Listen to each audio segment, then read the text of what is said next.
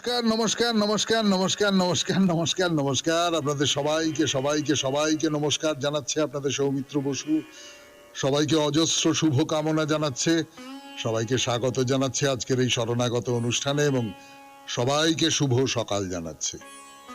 শুভ হোক, শুভ হোক, শুভ হোক, সকলের শুভ হোক, সকলের ভালো হোক, মঙ্গল হোক, কল্যাণ হোক, ভালো হোক, সকলের ভালো হোক। আজকে অনেকগুলো কারণে বিশেষ দিন, তার মধ্যে একটি হচ্ছে স্যার আশুতোষ মুখোপাধ্যায়, বঙ্গ সূর্য যাকে বলা হয়, সেই স্যার আশুতোষ মুখোপাধ্যায়ের তিরোধান ঘটেছিল আজকের তারিখে 1924 খ্রিস্টাব্দে।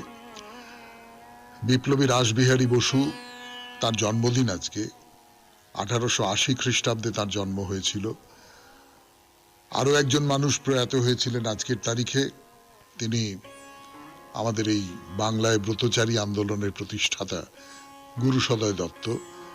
তিনি প্রয়াত হয়েছিলেন এই আজকের তারিখে 1941 খ্রিস্টাব্দে। এবারে বলি বেণী মাধবশীলের পঞ্জিকা অনুযায়ী আজকের দিনটার কথা। আজকে 10ই জ্যৈষ্ঠ 1432, ইংরেজির 25শে মে 2025, রবিবার। আজ ত্রয়োদশী। সূর্যোদয়ের সময় ভোর 4:56, সূর্যাস্তের সময় বিকেল 6:12। নক্ষত্র অশ্বিনী। আজকে জন্মে মেষ রাশি, ক্ষত্রিয় বর্ণ, মতান্তরে বৈশ্য বর্ণ, দেবগণ। দিনের বেলা 9:10 গতে নরগণ। আমাদের হোয়াটসঅ্যাপে চিঠি পাঠাবার নাম্বার 9831922927। চিঠির গোড়ায় অতি অবশ্যই SG লিখতে হবে। আজকে শরণাগত, রবিবারের শরণাগত, মহাপ্রভু শ্রী চৈতন্যদেবের শরণাগত। তার জীবন কথা আলোচনা করছি আমরা, দীর্ঘদিন ধরে তার জীবন কথা নিয়ে বলে চলেছি এবং অনন্ত সেই জীবন যাপন। এখন তিনি নীলাচলে, সেই নীলাচলের যে পর্ব, সেই পর্ব নিয়ে কথা বলছি। বাংলার ভক্তরা এসেছেন সকলে এবং অদ্বৈত আচার্যের নেতৃত্বে মহাপ্রভুর বন্দনা গান করা হচ্ছে। মহাপ্রভু তাতে অসন্তুষ্ট হয়েছেন, কিন্তু তারপরে তিনি শিষ্যদের সঙ্গে, তার যে অনুরাগী মানুষজনেদের সঙ্গে সংকীর্তনে মেতে উঠেছেন। এইরকম একটা জায়গায় শেষ করেছিলাম গতদিনের রবিবারের শরণাগত। তারপর থেকে শুরু করব গানের পর। শুনছেন 92.7 বিগ FM এ রবিবারের শরণাগত। আমি আছি আপনাদের সঙ্গে, আপনাদের সৌমিত্র বসু। সে সংকীর্তনে সবাই মিলে একেবারে উল্লাস, মহাপ্রভু তার মধ্যে রয়েছেন। আর গানের যে কথা, সেই কথা হচ্ছে যে, হে জগৎবাসীর মনমোহন জগন্নাথ, তোমায় আরতি জানাই, তোমার চন্দ্রবদন দেখে আমার মন পাগল হয়ে উঠেছে। স্বরূপ মনের উল্লাসে গান গাইছেন মহাপ্রভু। গানের ধুয়া ধরে সকলের সঙ্গে গাইতে গাইতে প্রেমে একেবারে বিভোর হয়ে পড়েছেন। তার সমস্ত অঙ্গে এই যে সাত্ত্বিক বিকার যেগুলোকে বলা হয়, সেই সাত্ত্বিক বিকার সেগুলো স্পষ্ট হয়ে উঠছে। আস্তে আস্তে আস্তে আস্তে শরীর শিথিল হয়ে পড়ছে, বাহ্য জ্ঞান লুপ্ত হয়ে যাচ্ছে। তবু খানিকটা অস্পষ্ট উচ্চারণে, খানিকটা জড়ানো উচ্চারণে তিনি সে গানের সঙ্গে উদ্দাম নৃত্য করছেন, উদ্দাম নৃত্য। এই যে নৃত্য, সকলকে নিয়ে এই যে তার নৃত্য, এই নৃত্যকে বলা হয় পরিমুন্ডা নৃত্য। অবশ্য এই নৃত্য কীর্তন অনুষ্ঠানকে অনেকে মহাপ্রভুর যে সংকীর্তন রাস নৃত্য সেটাও বলে থাকেন। তো যাই হোক, যেটা বলছিলাম সেটা হচ্ছে যে একেবারে কৃষ্ণ প্রেমে, জগন্নাথ প্রেমে লীন হয়ে গিয়ে মনের আনন্দে দীর্ঘক্ষণ ধরে নৃত্য করছেন। তখন তার বাহ্য জ্ঞান প্রায় লুপ্ত হয়ে গেছে, অর্ধবাহ্য দশা। শরীর নানান দিক থেকে বিকল হয়ে যাচ্ছে, দু চোখ থেকে সহস্র ধারায় অশ্রু বেরিয়ে আসছে। মাঝে মাঝে বল বল বলে চিৎকার করছেন, দুহাত তুলে ঈশ্বরের কাছে আরতি জানাচ্ছেন। আর ভক্তরা সবাই হরিবল হরিবল হরিবল হরিবল বলছেন। আর মাটিতে লুটিয়ে পড়ছেন, মন্দিরের যে চাতাল, সেই চাতালের মধ্যে লুটিয়ে পড়ে সারা গায়ে ধুলো মাখছেন, মন্দিরের ধুলো। এই করতে করতে করতে করতে করতে করতে মহাপ্রভু আস্তে আস্তে অন্তর্দশায় চলে গেলেন, জ্ঞান হারিয়ে মন্দিরের চত্বরে লুটিয়ে পড়লেন। তাকে এই অজ্ঞান অবস্থা থেকে জ্ঞানে ফিরিয়ে আনবার উপায় কি? কৃষ্ণ নাম। কৃষ্ণ নাম করতে হবে। তো নিত্যানন্দ তার পাশে বসে নিচু হয়ে তার কানের কাছে হরে কৃষ্ণ কৃষ্ণ কৃষ্ণ হরে হরে কৃষ্ণ নাম শোনাচ্ছেন। আর ভক্তরা সব নাম ও কীর্তন করছেন, চারিদিকে হরিধ্বনি হচ্ছে, শঙ্খধ্বনি হচ্ছে। অনেকক্ষণ ধরে কৃষ্ণ নাম করবার পর মহাপ্রভুর জ্ঞান ফিরে এসেছে। গোবিন্দ দাস কি লিখছেন? গোবিন্দ দাস লিখছেন, নিত্যানন্দ মুখ হেরি বলে পহু হরি হরি, কৃষ্ণ কৃষ্ণ ডাকে উচ্চ ঈশ্বরে, সোঙারি শ্রী বৃন্দাবন প্রাণ করে উচাটন, পরশ করয় রায়ের করে। এই করতে করতে করতে করতে বেলা হয়ে গেছে, সময় উত্তীর্ণ হয়ে যাচ্ছে। তো তার সঙ্গী যারা ছিলেন তারা তাকে ধরে ধরে ধরে ধরে সমুদ্রে নিয়ে গিয়ে স্নান করিয়ে আবার বাসায় ফিরিয়ে নিয়ে গেছেন এবং কিছুক্ষণ ওখানে বসে রইলেন যে মহাপ্রভু কেমন আছেন, তার শরীর কেমন আছে। না, ভালোই আছে। এটা দেখে মহাপ্রসাদ খেয়ে নিজের নিজের বাসায় ফিরে গেলেন। তো এইভাবে দিন কাটলো। বাংলার যে যাত্রী দল তারা শেষ হলো, রথযাত্রার উৎসব, স্বদেশের পথে চলে গেলেন। এবারে মহাপ্রভুর যে সঙ্গটা পেয়েছেন তারা, একটা নতুন রকমের অভিজ্ঞতা এসেছে তাদের জীবনে। একটা অদ্ভুত দৈবী প্রেমের রূপ ধরে দীপ্ত হয়ে উঠেছেন মহাপ্রভু। তো এই কথাগুলো তো নবদ্বীপে গিয়ে বলতে হবে, এই কথাগুলো তো বাংলায় গিয়ে বলতে হবে। সে বাংলায় গিয়ে বলবার জন্যে তারা রওনা হয়ে পড়লেন।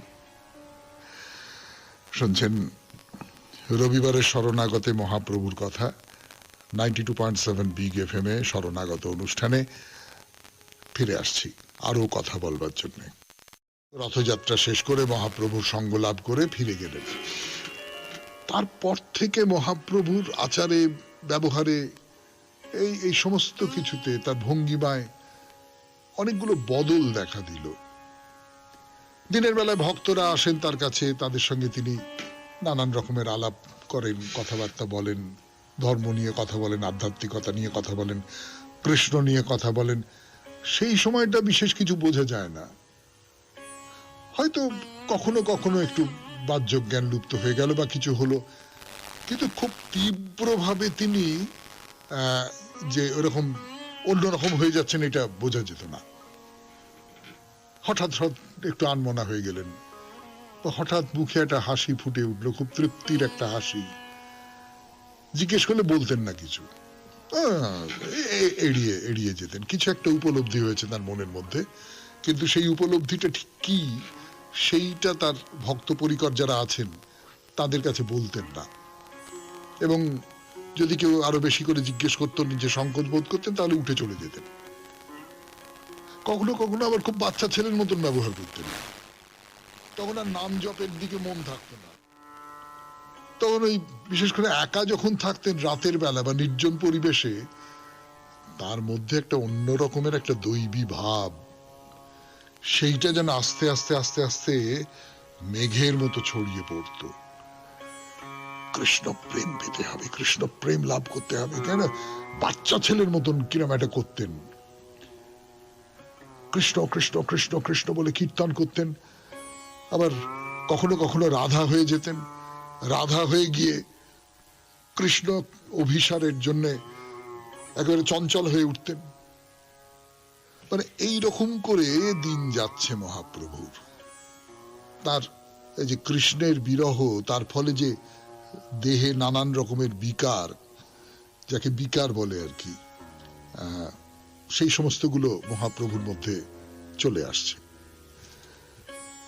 শুনছেন রবিবারের শরণাগত 92.7 বিগ FM এ।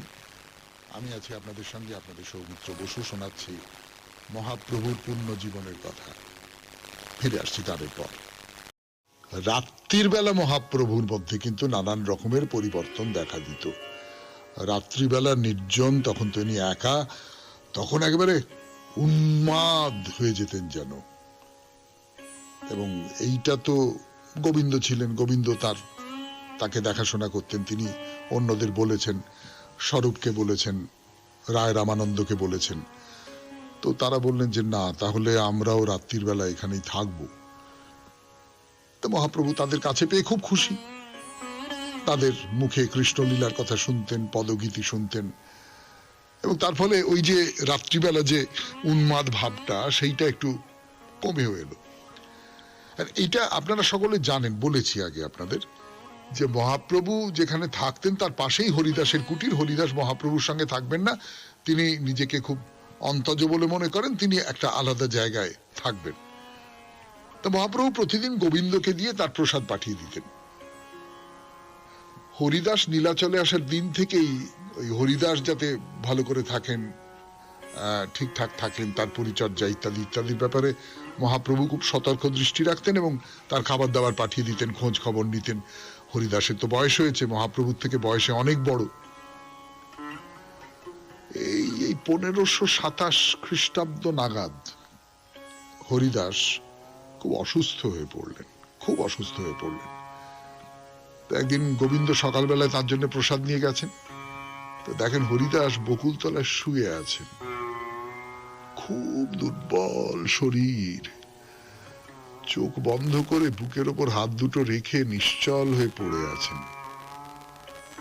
তো গোবিন্দ প্রসাদ নিয়ে এসে তার পাশে দাঁড়িয়ে আছেন, তিনি দেখছেন।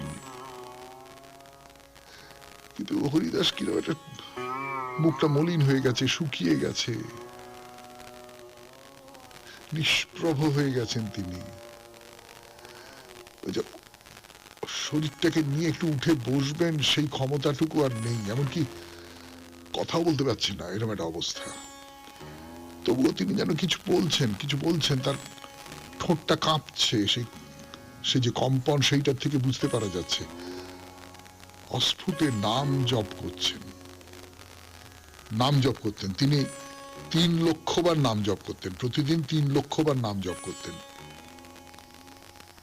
তা গোবিন্দ তো মহাপ্রভুর পাঠানো প্রসাদের পাত্র নিয়ে অনেকক্ষণ ধরে পাশে দাঁড়িয়ে আছেন।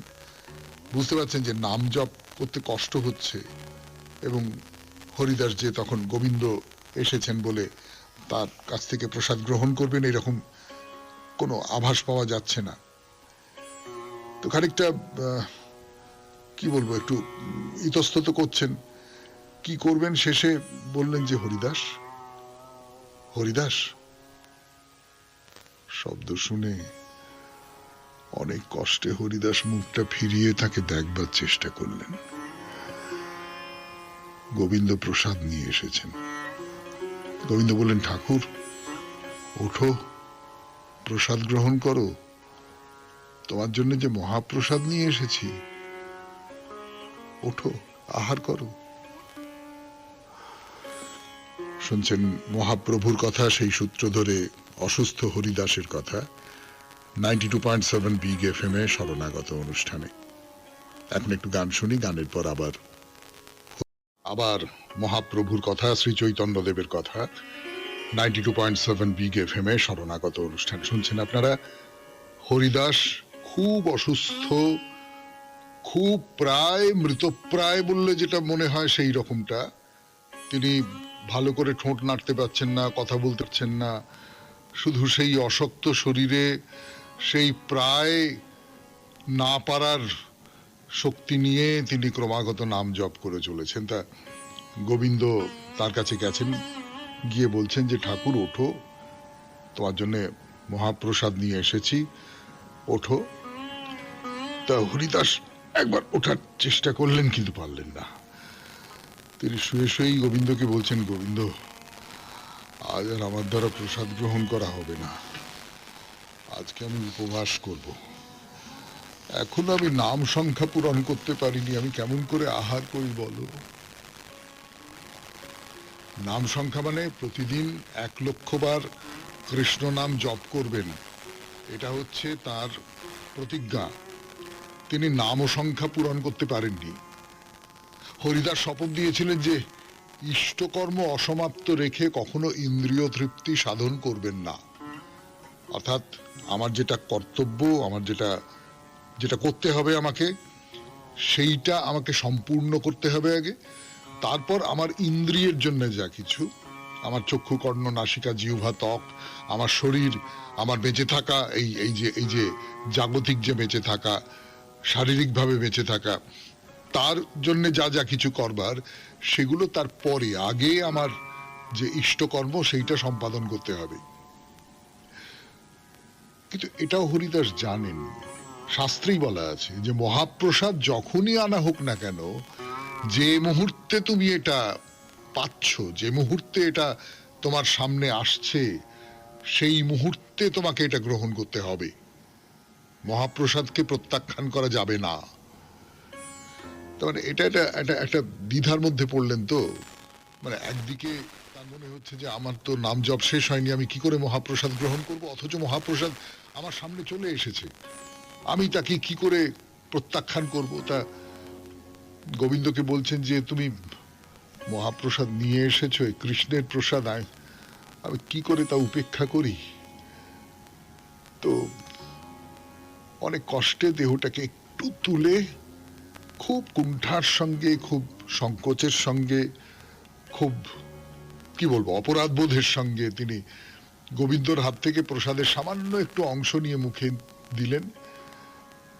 তো গোবিন্দ ফিরে গেলেন। ফিরে গিয়ে বলা বাহুল্য, মহাপ্রভুকে বললেন যে হরিদাস তার এইরকম অবস্থা, তিনি মহাপ্রভুকে জানালেন। তো মহাপ্রভু প্রত্যেকদিন খুব ভোরবেলা উঠে শয্যা ত্যাগ করে তার যে নিত্য নৈমিত্তিক যে সমস্ত সেগুলো করে নিয়ে মন্দির থেকে জগন্নাথ দেবের সেবা শুরুর আগে ওই যে একটা শঙ্খধ্বনি হয় আর কি, সেই শঙ্খধ্বনি শুনে জগন্নাথ দেবকে দর্শন করবার জন্যে মন্দিরে যান। সঙ্গে তার যারা সঙ্গী সাথী তারাও থাকেন, একসঙ্গে মিলে তারা মন্দিরে যান। তো গোবিন্দ তো বলেছেন তাকে সব কথা। তো মন খুব খারাপ, খুব খারাপ মন নিয়ে পরদিন ভোরবেলা কাউকে কিচ্ছু না বলে, কাউকে কিচ্ছু না জানিয়ে তিনি মন্দিরে বিগ্রহ দর্শনে গেলেন। তারপর সেখানে বিগ্রহ দর্শন করলেন, মঙ্গল আরতি হলো, কিছুক্ষণ সেখানে থেকে এবার হরিদাসের কুটিরে গেলেন। শুনছেন 92.7 বিগ এফএম এ শরণাগত অনুষ্ঠানে মহাপ্রভুর কথা। আমি আছি আপনাদের সঙ্গে, আপনাদের সৌমিত্র বসু। ফিরে আসছি গানের পর। আপনাদের 92.7 বিগ এফএম এ শরণাগত অনুষ্ঠানে এই রবিবারের শরণাগত যে মহাপ্রভু হরিদাসের কুটিরে গেলেন। গিয়ে দেখলেন যে হরিদাস একেবারে মাটিতে ধুলোর মধ্যে শুয়ে আছে এবং শরীরে যে প্রাণের কোন রকমের চিহ্ন পর্যন্ত নেই। তো হরিদাস খুব খুব অসুস্থ এরকম একটা অবস্থায় হঠাৎ কিছু একটা শব্দ তার কানে গেছে। তিনি চোখ মেলে তাকিয়ে দেখলেন মহাপ্রভু তার পাশে এসে দাঁড়িয়ে রয়েছেন। তো হরিদাস খুব কষ্ট করে, খুব কোনো মতে হাতটা বাড়িয়ে মহাপ্রভুর পায়ে ধুলো নিলেন। তার সামনে মহাপ্রভু শ্রী চৈতন্যদেব দাঁড়িয়ে আছেন।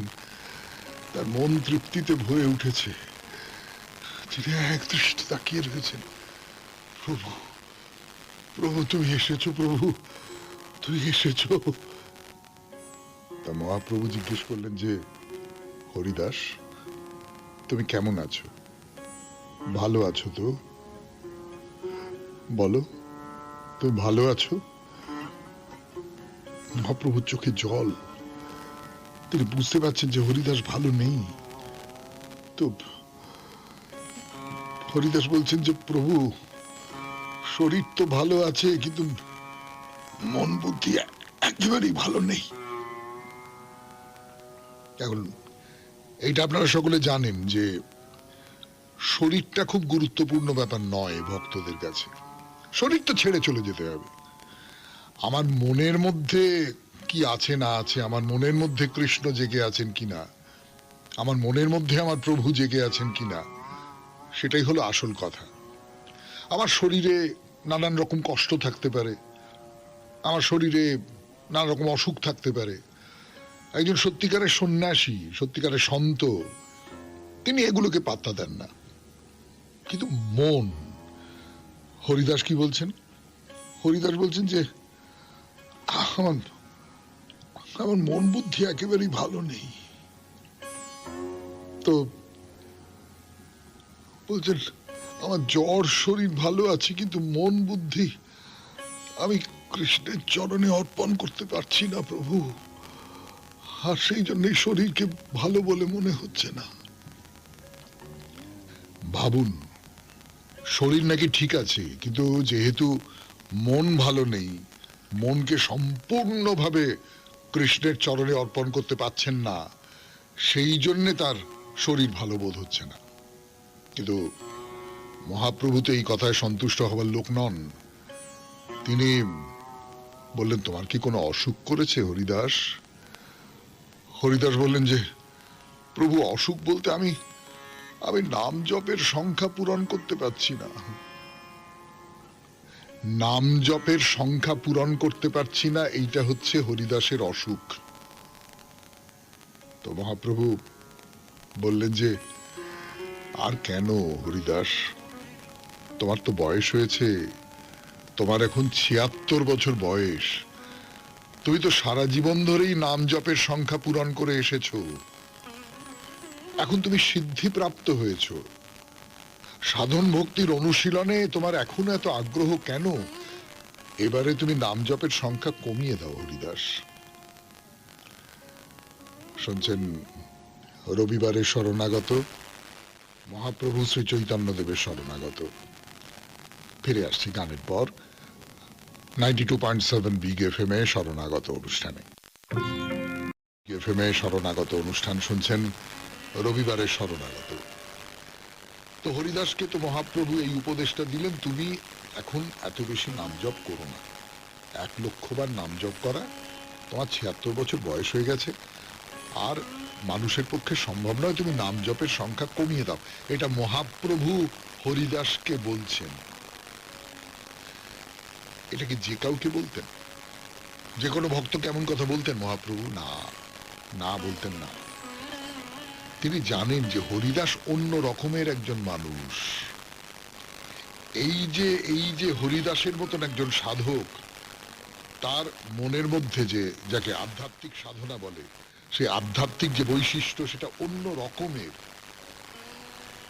মহাপ্রভু তাকে বলছেন, তুমি সিদ্ধ ভক্ত। শস্যবীজ সিদ্ধ হলে তার সৃজন শক্তি নষ্ট হয়ে যায়।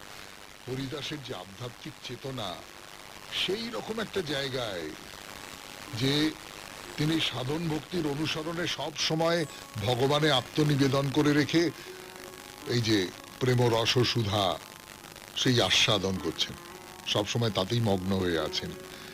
এই যে পার্থিব জগৎ, এই পার্থিব জগতের কোনো কিছুতে তার মন আকৃষ্ট হয় না। একজন মুক্ত পুরুষ, তিনি তো এই সাধারণ জড় জগতের যে গণ্ডি, আমরা যে পৃথিবীতে বাস করি, সেই গণ্ডির মধ্যেই বাস করেন।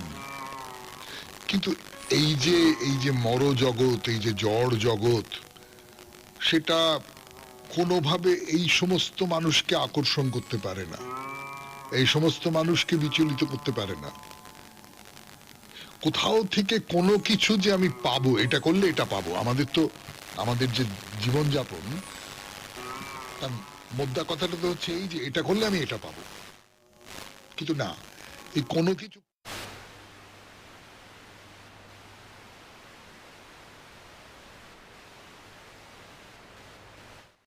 সেই রকমের একজন মানুষ।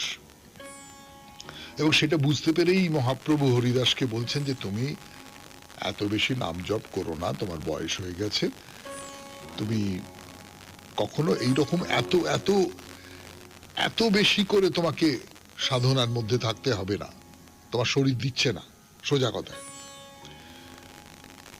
তো শাস্ত্রে যেটা বলছে যে 1000 বছরে কখনো হয়তো কেউ একজন সিদ্ধ হয়, তারা সব মায়ার অতীত, তারা শুধু মায়ার সঙ্গে অভিনয় করে যান, এটা গীতায় আছে।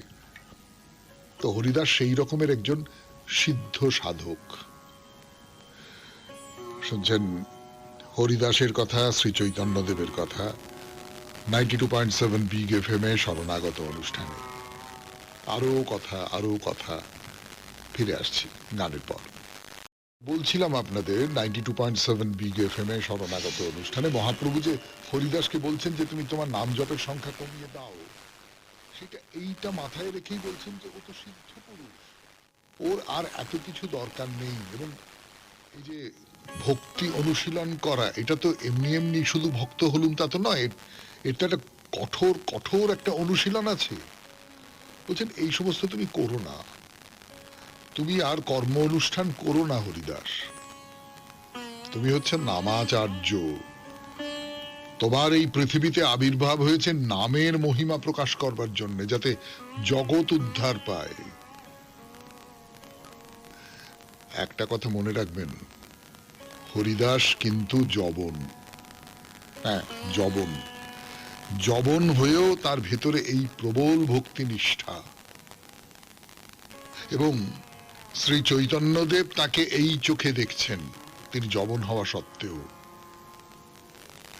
এই যে যবন হরিদাস, তিনি যে এই রকম করে কৃষ্ণ নাম করেন, কৃষ্ণ নাম করেন, কৃষ্ণ নাম করেন, কৃষ্ণ নাম লক্ষ্যবার কৃষ্ণ নাম করছেন, কৃষ্ণ ছাড়া তিনি আর কিছু জানেন না। এবং অকুত ভয়ে তিনি সব জায়গায়, এখনকার কথা আলাদা, এখন নীলাচলে যখন মহাপ্রভু আছেন তখন হরিদাসও সেখানে আছেন, অন্য একটা জায়গায় কুটিরে আছেন। কিন্তু হরিদাস নাম ও কীর্তন করতে করতে করতে করতে নানান জায়গায় ঘুরে বেরিয়েছেন। এবং তখন মুসলমান নবাব তাকে শাস্তি দেবার জন্য 22টা বাজারে ঘুরিয়ে ঘুরিয়ে বেত মেরেছেন তাকে, 22 বাজারে ঘুরিয়ে ঘুরিয়ে বেত মেরেছেন। সেই বেতের যে ক্ষত চিহ্ন এখনো পর্যন্ত তার শরীরে রয়েছে। তো না না না, আমার নাম তুমি কেড়ে নিতে পারবে না। আমার ভেতরে যে কৃষ্ণ নাম, সেই কৃষ্ণ নামের উচ্চারণ তুমি বন্ধ করতে পারবে না, যা কিছু করো না কেন, যত অত্যাচার করো না কেন। আপনাদের বলি এই হরিদাসের কথা, আর একটা ঘটনার কথা বলি, কিন্তু বলবার আগে একটু গান শুনে নি 92.7 বিগ এফএম এ শরণাগত অনুষ্ঠানে, তারপর আবার হরিদাসের কথা। রাত্রির বেলা মহাপ্রভুর মধ্যে কিন্তু নানান রকমের পরিবর্তন দেখা দিত। রাত্রিবেলা নির্জন, তখন তিনি একা, তখন একেবারে উন্মাদ হয়ে যেতেন যেন। এবং এইটা তো গোবিন্দ ছিলেন, গোবিন্দ তাকে দেখাশোনা করতেন। তিনি অন্যদের বলেছেন, স্বরূপকে বলেছেন, রায় রামানন্দকে বলেছেন। তো তারা বললেন যে না, তাহলে আমরাও রাত্রির বেলা এখানেই থাকবো। তো মহাপ্রভু তাদের কাছে পেয়ে খুব খুশি, তাদের মুখে কৃষ্ণলীলার কথা শুনতেন, পদগীতি শুনতেন। এবং তার ফলে ওই যে রাত্রিবেলা যে উন্মাদ ভাবটা, সেইটা একটু কমেও এলো। আর এইটা আপনারা সকলে জানেন, বলেছি আগে আপনাদের, যে মহাপ্রভু যেখানে থাকতেন তার পাশেই হরিদাসের কুটির। হরিদাস মহাপ্রভুর সঙ্গে থাকবেন না, তিনি নিজেকে খুব অন্তজ বলে মনে করেন, তিনি একটা আলাদা জায়গায় থাকবেন। তো মহাপ্রভু প্রতিদিন গোবিন্দকে দিয়ে তার প্রসাদ পাঠিয়ে দিতেন। হরিদাস নীলাচলে আসার দিন থেকেই ওই হরিদাস যাতে ভালো করে থাকেন, ঠিকঠাক থাকেন, তার পরিচর্যা ইত্যাদি ইত্যাদির ব্যাপারে মহাপ্রভু খুব সতর্ক দৃষ্টি রাখতেন এবং তার খাবার দাবার পাঠিয়ে দিতেন, খোঁজ খবর নিতেন। হরিদাসের তো বয়স হয়েছে, মহাপ্রভুর থেকে বয়সে অনেক বড়। এই 1527 খ্রিস্টাব্দ নাগাদ হরিদাস খুব অসুস্থ হয়ে পড়লেন, খুব অসুস্থ হয়ে পড়লেন। একদিন গোবিন্দ সকালবেলায় তার জন্য প্রসাদ নিয়ে গেছেন, তো দেখেন হরিদাস বকুলতলায় শুয়ে আছেন, খুব দুর্বল শরীর, চোখ বন্ধ করে বুকের ওপর হাত দুটো রেখে নিশ্চল হয়ে পড়ে আছেন। তো গোবিন্দ প্রসাদ নিয়ে এসে তার পাশে দাঁড়িয়ে আছেন, তিনি দেখছেন। কিন্তু হরিদাস কিরকম একটা, মুখটা মলিন হয়ে গেছে, শুকিয়ে গেছে, নিষ্প্রভ হয়ে গেছেন তিনি। শরীরটাকে নিয়ে একটু উঠে বসবেন সেই ক্ষমতাটুকু আর নেই। এমনকি কথাও বলতে পারছি না, এরকম একটা অবস্থা। তবুও তিনি যেন কিছু বলছেন, তার ঠোঁটটা কাঁপছে, সে যে কম্পন সেইটার থেকে বুঝতে পারা যাচ্ছে। অস্ফুটে নাম জপ করতেন তিনি। 3 লক্ষ বার নাম জপ করতেন, প্রতিদিন 3 লক্ষ বার নাম জপ করতেন। তা গোবিন্দ তো মহাপ্রভুর পাঠানো প্রসাদের পাত্র নিয়ে অনেকক্ষণ ধরে পাশে দাঁড়িয়ে আছেন। বুঝতে পারছেন যে নাম জপ করতে কষ্ট হচ্ছে, এবং হরিদাস যে তখন গোবিন্দ এসেছেন বলে তার কাছ থেকে প্রসাদ গ্রহণ করবেন এরকম কোনো আভাস পাওয়া যাচ্ছে না। তো খানিকটা কি বলবো, একটু ইতস্তত করছেন। কি করবেন, শেষে বললেন যে হরিদাস। শব্দ শুনে অনেক কষ্টে হরিদাস মুখটা ফিরিয়ে তাকে দেখবার চেষ্টা করলেন। গোবিন্দ প্রসাদ নিয়ে এসেছেন। গোবিন্দ বললেন, ঠাকুর ওঠো, প্রসাদ গ্রহণ করো, তোমার জন্য যে মহাপ্রসাদ নিয়ে এসেছি, ওঠো, আহার করো। শুনছেন মহাপ্রভুর কথা, সেই সূত্র ধরে অসুস্থ হরিদাসের কথা 92.7 বিগ FM এ শরণাগত অনুষ্ঠানে। এখন একটু গান শুনি, গানের পর আবার বলছেন যে তুমি আমায় কিছু বলবে হরিদাস? বলো না, বলো। হরিদাস বলতে পারছেন না, মুখ থেকে বেরোচ্ছে না কথা, এত ক্লান্ত। তবু নিজের ওপর অসম্ভব জোর করে বললেন যে প্রভু তোমার কাছে আমার শুধু একটি অনুরোধ আছে। কিছুদিন ধরে আমার মনে একটা অশুভ চিন্তা মনের মধ্যে কুরে খাচ্ছে, আর তার জন্য আমার খুব কষ্ট হচ্ছে, মনটা খুব এলোমেলো হয়ে আছে। আমার মনে হচ্ছে এইবার যেন তুমি তোমার এই মানব লীলা সম্বরণের প্রস্তুতি নিচ্ছ। আমি তোমার কাছে একটাই অনুরোধ করব, আমাকে যেন সেই দৃশ্য দেখতে না হয় প্রভু। তোমার অপ্রকটের আগেই যেন আমাকে এই পৃথিবী থেকে চলে যেতে হয়। তোমার সেই চলে যাওয়া আমি দেখতে পারবো না প্রভু। হরিদাস বুঝতে পেরেছেন, আসলে তাই তো হয়। যিনি সিদ্ধ পুরুষ, যিনি সাধক, তিনি অনেক দূর পর্যন্ত দেখতে পান।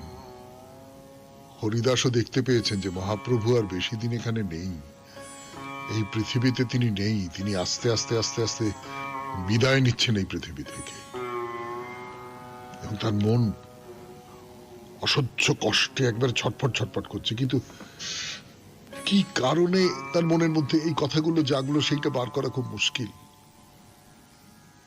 আসলে ধরুন একটা বিশাল একটা প্রাসাদ, হ্যাঁ, সেটা ভেঙে পড়ে যাবে।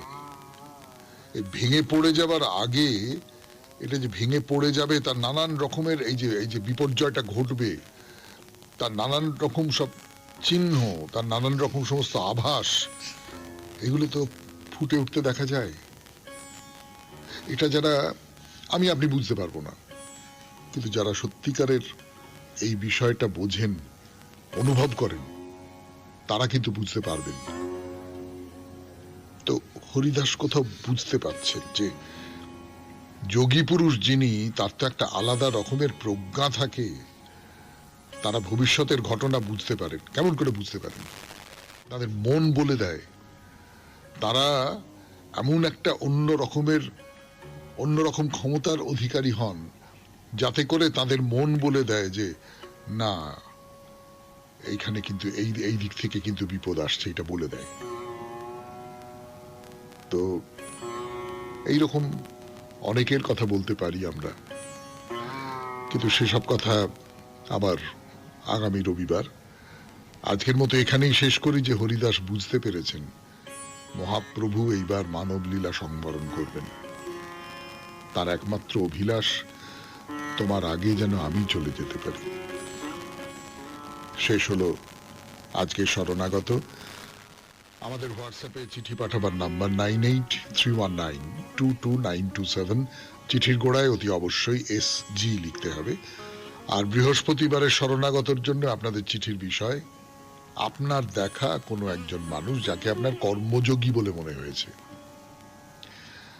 তাহলে আজকের মতো বিদায়। খুব ভালো থাকবেন, আনন্দে থাকবেন। নমস্কার। নমস্কার নমস্কার নমস্কার নমস্কার নমস্কার নমস্কার আপনাদের সবাইকে সবাইকে সবাইকে নমস্কার জানাচ্ছে আপনাদের সৌমিত্র বসু। সবাইকে অজস্র শুভ কামনা জানাচ্ছে, সবাইকে স্বাগত জানাচ্ছে আজকের এই শরণাগত অনুষ্ঠানে এবং সবাইকে শুভ সকাল জানাচ্ছে। শুভ হোক, শুভ হোক, শুভ হোক, সকলের শুভ হোক, সকলের ভালো হোক, মঙ্গল হোক, কল্যাণ হোক, ভালো হোক, সকলের ভালো হোক। আজকে অনেকগুলো কারণে বিশেষ দিন, তার মধ্যে একটি হচ্ছে স্যার আশুতোষ মুখোপাধ্যায়, বঙ্গ সূর্য যাকে বলা হয়, সেই স্যার আশুতোষ মুখোপাধ্যায়ের তিরোধান ঘটেছিল আজকের তারিখে 1924 খ্রিস্টাব্দে। বিপ্লবী রাসবিহারী বসু, তার জন্মদিন আজকে। 1880 খ্রিস্টাব্দে তার জন্ম হয়েছিল।